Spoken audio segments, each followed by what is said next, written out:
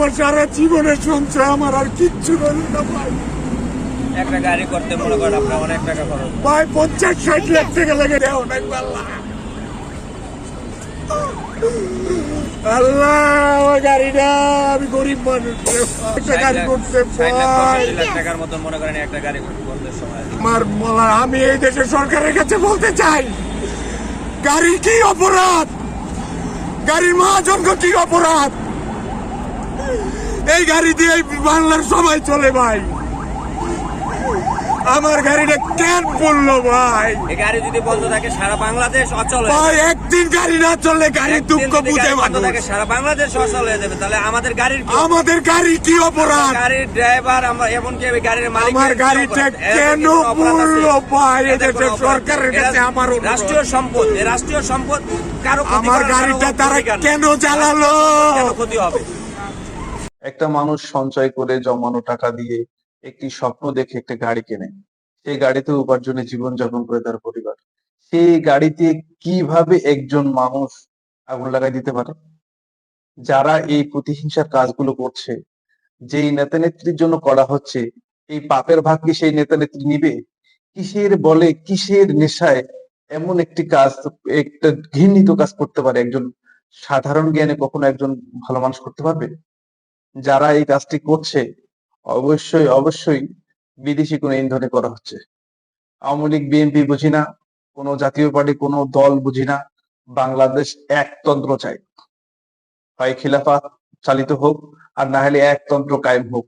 এই গণতন্ত্রের নামে প্রত্যেক বছরে বছরে সরকার পাল্টানোর নামে অসংখ্য মানুষ, হ্যাঁ, এই হামলার শিকার হয়ে কারো হাত কাটা যায়, কারো পা কাটা যায়, কারো চোখ তুলে নেওয়া হয়, কাউকে জীবন্ত মেরে ফেলা হয়, কাউকে আগুনে পুড়ে দেওয়া হয়, কাউকে গুম করা হয়।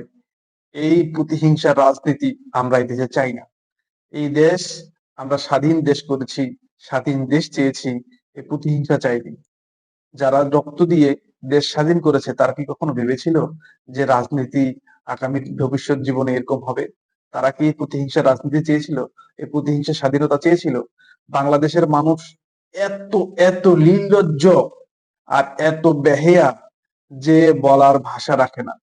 বাংলাদেশের মানুষ কিসের বলে, কি খেয়ে এই রাজনৈতিক দলের পিছনে দৌড়ায়?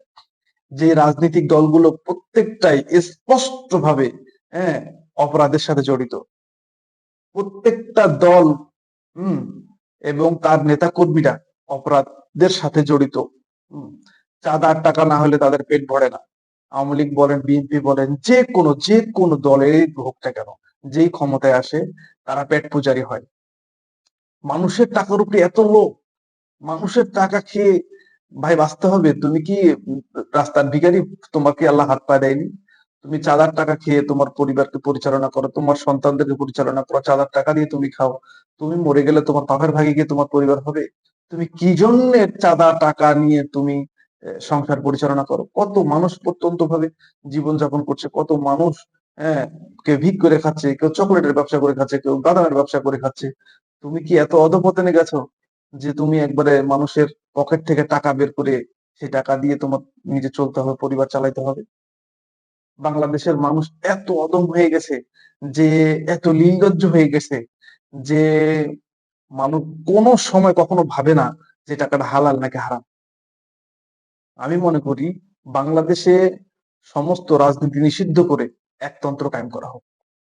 যদি একতন্ত্র কায়েম করা হয়, তাহলে কখনোই গণতন্ত্রের নামে এরকম মানুষের বাড়ি ঘর পুড়বে না, মানুষের বাদ চলবে না, মেয়েদেরকে তুলে নিয়ে ধর্ষণ করা হবে না, প্রতিহিংসায় মানুষকে একবারে গুম করে ফেলা হবে না।